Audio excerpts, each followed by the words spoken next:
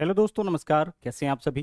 तो आज के क्लास में हम लोग देखेंगे सर्ट्स और इंडिसेस के सभी इंपॉर्टेंट फार्मूला, और वह भी एक साथ। क्लास के अंत तक जरूर बने रहिएगा ताकि हर एक कॉन्सेप्ट आपको अच्छे समझ में आ सके। साथ ही साथ यह जो क्लासेस चल रहा है उसका पीडीएफ आपको मिलता है मैथ्स वाट का टेलीग्राम चैनल के ऊपर, तो सभी लोग टेलीग्राम को भी जरूर ज्वाइन करिए। तो आइए शुरू करते हैं आज के क्लास को। देखिएगा यहाँ पे सबसे पहला जो आपका फॉर्मूला है, देखिए एक एक चीज़ को यहाँ पे बहुत ही अच्छे तरीके से एक्सप्लेन करेंगे। अच्छे से कॉन्सेप्ट आप सीखिएगा तो फिर आगे चल के कभी भी आपको इससे जुड़ा हुआ कोई भी क्वेश्चन पूछा जाएगा वहाँ पे दिक्कत नहीं होगी। सबसे पहले देखिए क्या लिखा हुआ, x to the power n है। सर्ट्स और इंडिसेस का बेसिक समझ आपके पास होना बहुत जरूरी है, ठीक है। तो x to the power n का मतलब क्या होता है, किसी भी संख्या के ऊपर पावर रहने का मतलब यह होता है कि x to the power n का सीधा सीधा मतलब है यहाँ एक्स गुने एक्स कितनी बार होगा, यह जो है आपका गुना में कुल मिलाकर के एन बार होगा, यानी कि एन टाइम्स होगा। तो अगर एक्स गुने एक्स हम एन टाइम्स लिखेंगे तो यही हमारा क्या कहलाता है, x to the power n कहलाता है। जैसे हम यहाँ पे लिखते हैं 7 का पावर 5, इसका मतलब क्या है, इसका मतलब है कि 7 गुना 7 कितनी बार आएगा सर, 7 गुना 7 यहाँ पे कुल मिलाकर के आपका 5 बार आ जाएगा। तो 7 अगर 5 बार होगा तो इसी को हम अरेंज करके क्या लिखेंगे, 7 का पावर कितना, 5। अगर कहीं लिखा हुआ है 2 का पावर 3, इसका मतलब क्या है, इसका मतलब है कि 2 गुना 2 कितनी बार है, यहाँ पे 3 बार है, तो इसी के लिए हम लोग लिखते हैं 2 का पावर कितना, 3। तो यह चीज़ आपके समझ में अच्छे से आ गया होगा कि हम लोग यहाँ पे पावर से क्या रिप्रेजेंट करते हैं। पावर से हम लोग रिप्रेजेंट करते हैं कि बेस जो है वह गुना में कितनी बार आया होगा। क्लियर, आगे चलिए अगला देख लीजिए। यह दो बहुत ही बेसिक फॉर्मूला है, a to the power m गुना a to the power n बराबर क्या होगा। तो कहने का सीधा सीधा मतलब है, देखिए दोनों का बेस क्या है, सेम है और पावर अलग अलग है। तो अगर बेस सेम है और गुना में है तो पावर जुड़ता है, यानी यहाँ पे हम लिखेंगे a to the power m plus क्या लिखेंगे, एम प्लस एन लिखेंगे। जैसे अगर हम आपसे कहे कि ए टू दी पावर 5 है और गुना ए टू दी पावर 6 है, तो इसके लिए क्या लिखिएगा, आप बोलिएगा सर यहाँ पे ए कितनी बार है, 5 बार। यहाँ ए कितनी बार, 6 बार, यानी कि कुल मिला के ए कितनी बार, 11 बार। यही आपका फॉर्मूला बन गया। A to the power m गुना a to the power n बराबर क्या होता है, a to the power m plus n, यानी बेस को सिर्फ एक बार लिखेंगे, पावर को जोड़ के लिखेंगे। अगर आपसे हम कहे कि यहाँ पे जो है 7 का पावर जो है 9 है और गुना 7 का पावर यहाँ पे 8 है, क्या लिख सकते हैं इसके लिए, तो 7 को सिर्फ एक बार लिखिए और पावर को जोड़ करके, तो 9 8 8 कितना हो जाएगा, 17, यानी 7 का पावर यहाँ पे हम लिखेंगे 17। कहने का मतलब है बेस सेम है, गुना में रहे तो पावर जुटेगा। क्यों जुट रहा है, देखिए 7 यहाँ पे कितनी बार है, 9 बार, और यहाँ कितनी बार, 8 बार, यानी कुल मिला के 7 कितनी बार गुना में आया है।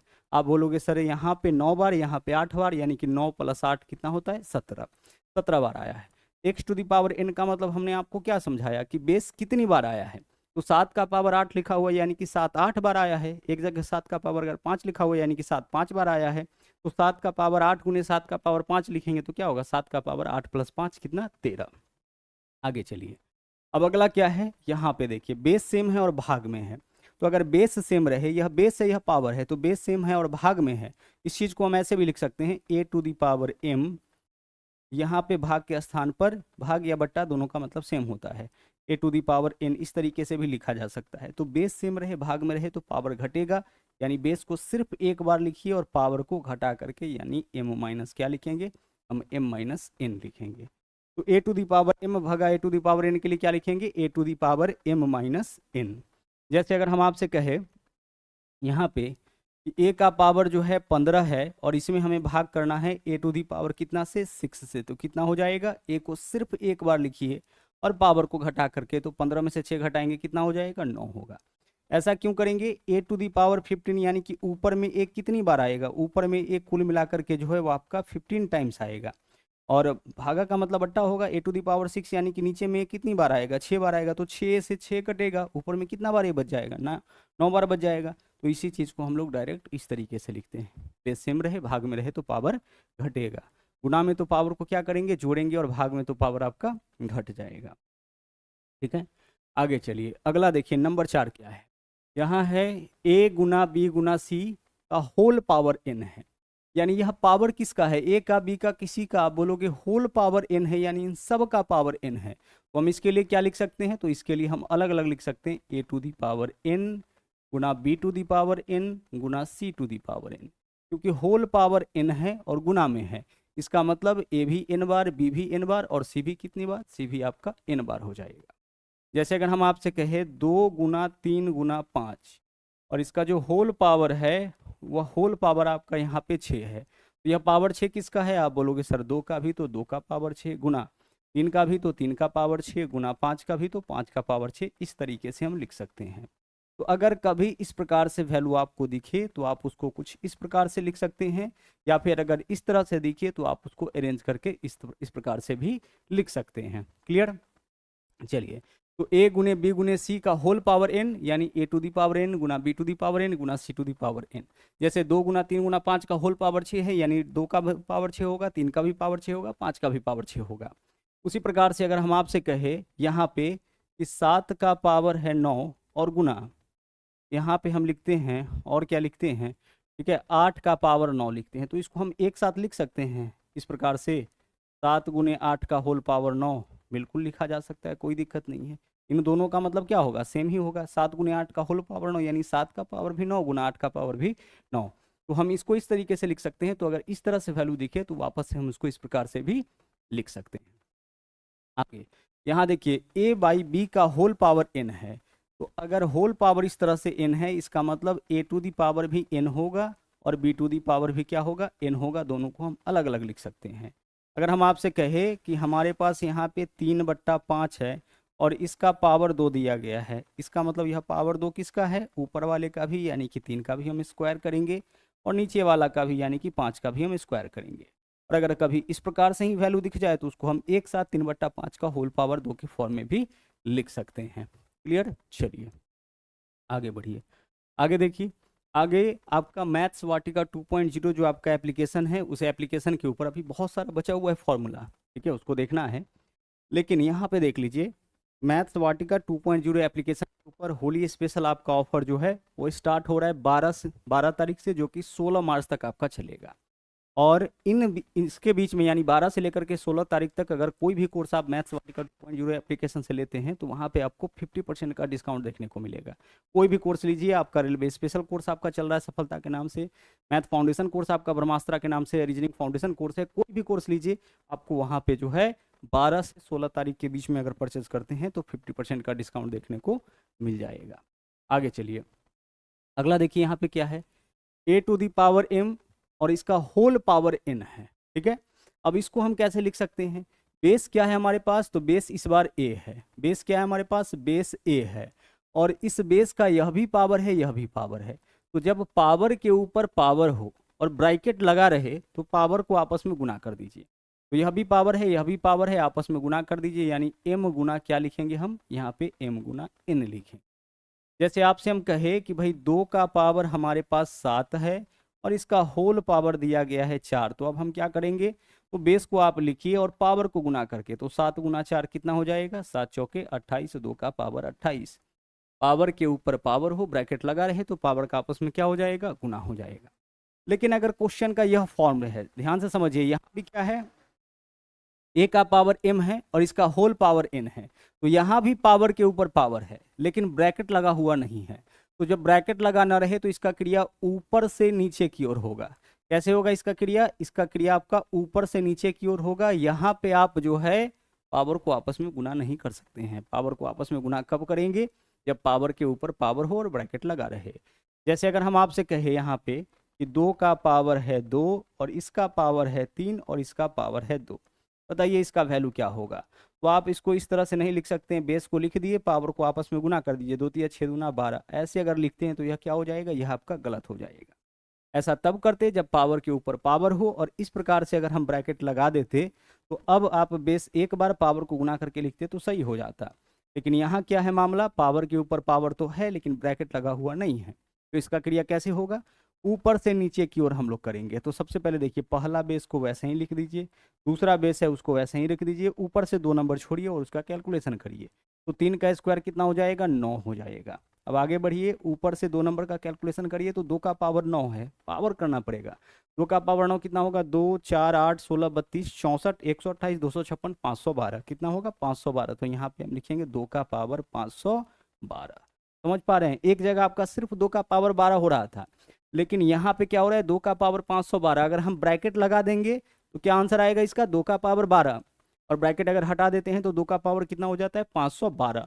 तो यह डिफरेंस होता है ब्रैकेट लगाने में और ब्रैकेट हटाने में। क्लियर? चलिए आगे बढ़ते हैं, अब अगले फॉर्मूला की तरफ बढ़ते हैं। यहाँ देखिए क्या है, इस दोनों का बेस सेम है, तो अगर दो वैल्यू इस प्रकार से है बराबर और दोनों का बेस सेम है, इसका मतलब कि पावर भी सेम होगा, और अगर पावर सेम है इसका मतलब बेस सेम होगा। कहने का मतलब देखिएगा क्या है, अगर हम आपसे कहे कि 7 का पावर यहाँ x है और 7 का पावर यहाँ पे y है, यह दोनों बराबर कब होगा? देखिए दोनों का बेस बराबर है, तो बेस बराबर है और यह वैल्यू बोला है कि इन दोनों का जो वैल्यू है कैलकुलेट करने के बाद वह भी बराबर है।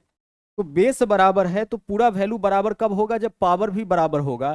क्योंकि सोचिए कि अगर आप x के स्थान पर 2 लेते हैं और y के स्थान पर 3 लेते हैं तो क्या यह बराबर हो जाएगा? सर 7 का स्क्वायर इधर 49 होगा, 7 का क्यूब इधर 343 होगा, बराबर नहीं होगा। बराबर किस कंडीशन में होगा? जो यहाँ x का वैल्यू लेते हैं वही y का वैल्यू लीजिएगा। तो देखिए 7 का स्क्वायर इधर भी 49, 7 का स्क्वायर इधर भी 49। तो कहने का मतलब है कि अगर बेस इक्वल हो तो आप सीधे यहाँ से पावर को क्या कर सकते हैं, इक्वल कर सकते हैं।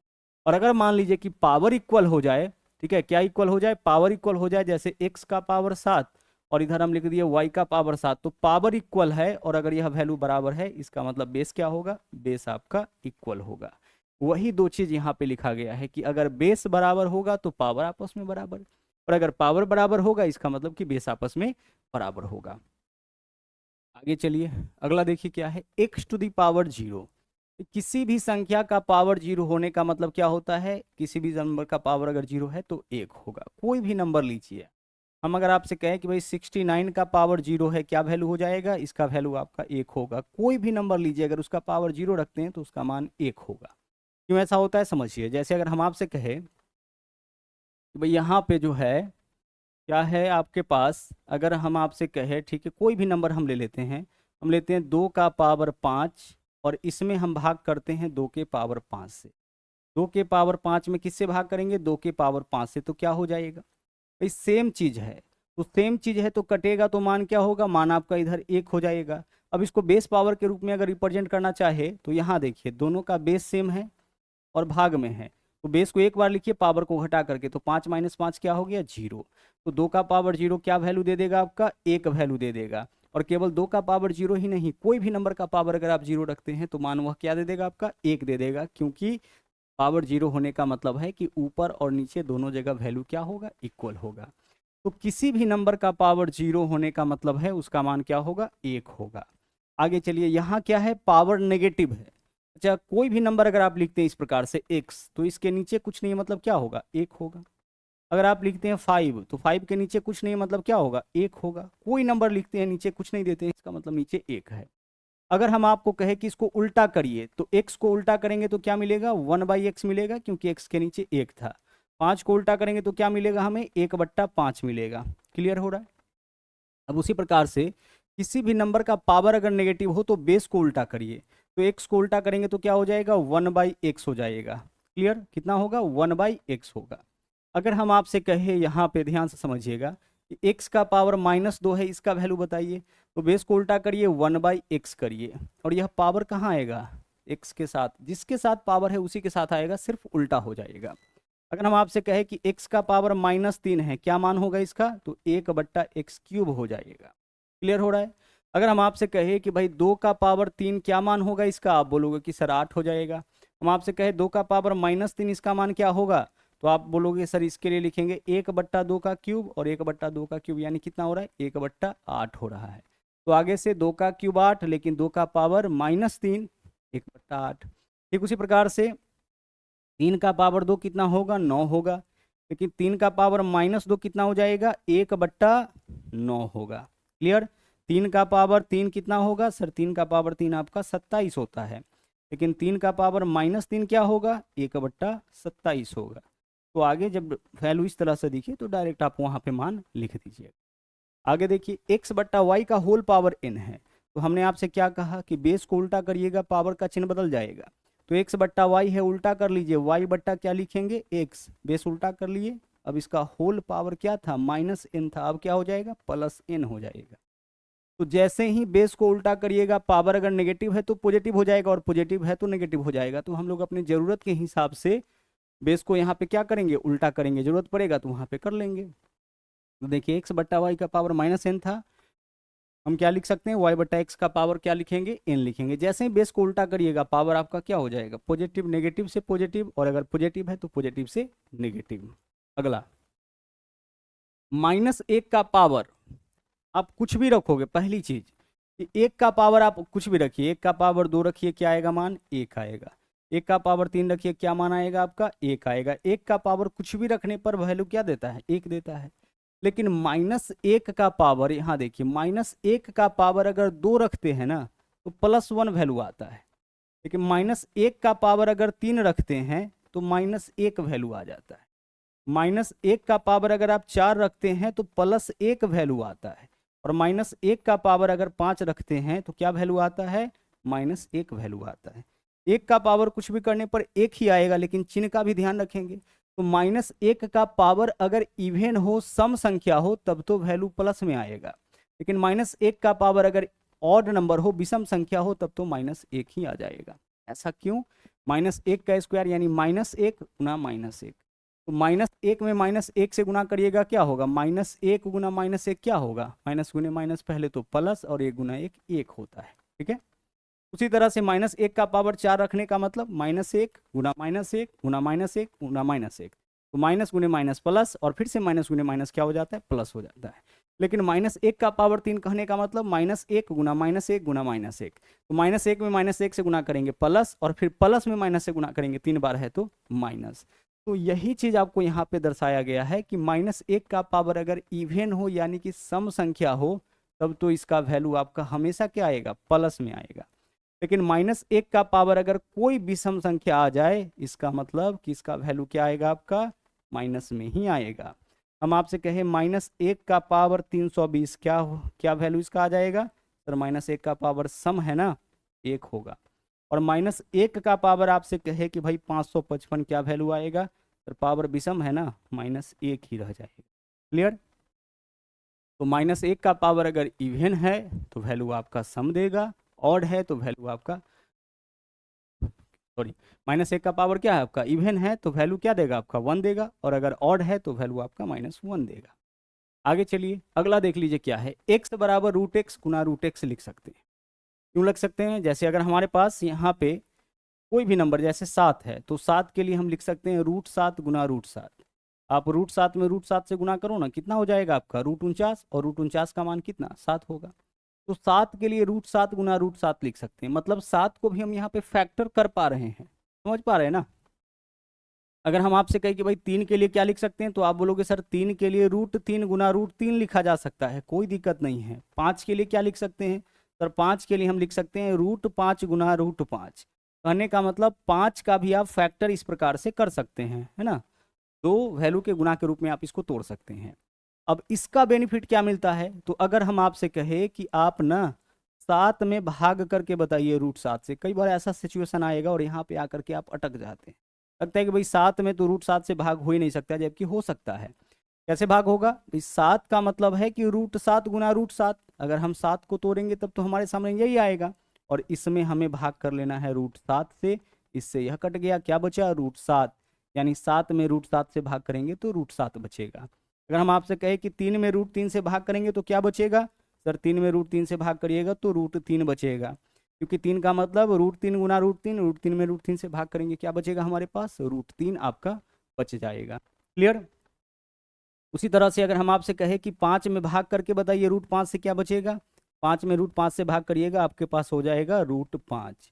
अगर हम आपसे कहें कि 21 में भाग करिए √3 से, क्या भाग कर सकते हैं, बिल्कुल कर सकते हैं, क्या बचेगा हमारे पास, 7√3। आप बोलिएगा सर यह कैसे समझ गए, 21 के लिए अगर 3 के रूप में तोड़े तो 7 गुना √3 गुना √3 लिख सकते हैं ना, ये आपका 21 हो गया, और नीचे में क्या है, √3 है, तो 1 √3 से 1 √3 चला गया, 7√3 हमारे पास बच गया। अगर हम आपसे कहे, क्या कहे कि 15 में √3 से भाग करके बताइए क्या होगा, क्या होगा हमारे पास, 5√3, क्योंकि 15 के लिए लिखेंगे हम 5 गुना 3, 3 में √3 से भाग करेंगे √3, यानी 5√3 हो जाएगा। तो यहाँ पे यही दो चीज आपका दर्शाया गया है। एक्स के लिए क्या लिख सकते हैं, रूट एक्स गुना रूट एक्स। आगे देखिए, यहाँ जो पावर होता है ना, यहाँ जो वैल्यू होता है, अब जरा ध्यान से एक बात समझिए। जैसे कोई नंबर लिखे, अब यहाँ पे जो भी वैल्यू लिखते हैं इसको हम लोग बोलते हैं जनरल पावर। यह हो गया जनरल पावर, क्योंकि जनरल जगह पे है, इसको क्या बोलेंगे, जनरल पावर। और अगर कोई पावर, अगर कोई वैल्यू इस तरह से लिखा गया है और यहाँ पे कुछ भी लिखा गया है, अगर x यहाँ है और यहाँ पे कोई वैल्यू लिखा गया है, तो यह होता है इसका नुकीला पावर। क्या बोलेंगे, इसका क्यूबिक पावर, मतलब नुकीला पावर है, करनी है, ठीक है। अब ध्यान से समझिएगा, x to the power m। अच्छा एक बात और बताइए, कोई भी नंबर लेते हैं अगर उसका जनरल पावर कुछ नहीं है, उसका मतलब क्या होता है, एक।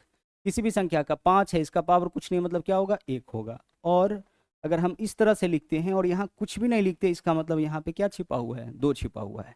तो किसी भी नंबर का अगर रूट लगा हुआ दिख रहा है तो नुकीला पावर 2 होगा, कुछ नहीं है तो 2 होगा, और जनरल पावर कुछ नहीं है मतलब 1 होगा।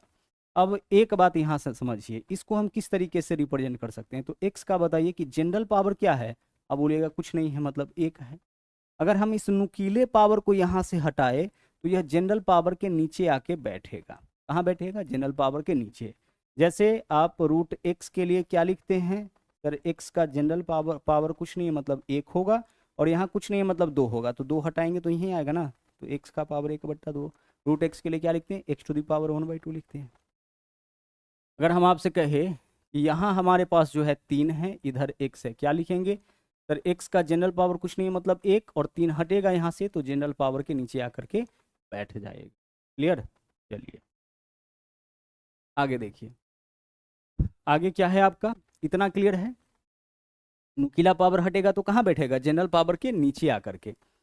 और देख लीजिए, और अगर हम इसको देखें, यहाँ देखिए x गुना वाई का होल पावर यहाँ पे n है, इसका मतलब हम इसको क्या लिख सकते हैं, हम इसको अलग अलग इस प्रकार से लिख सकते हैं।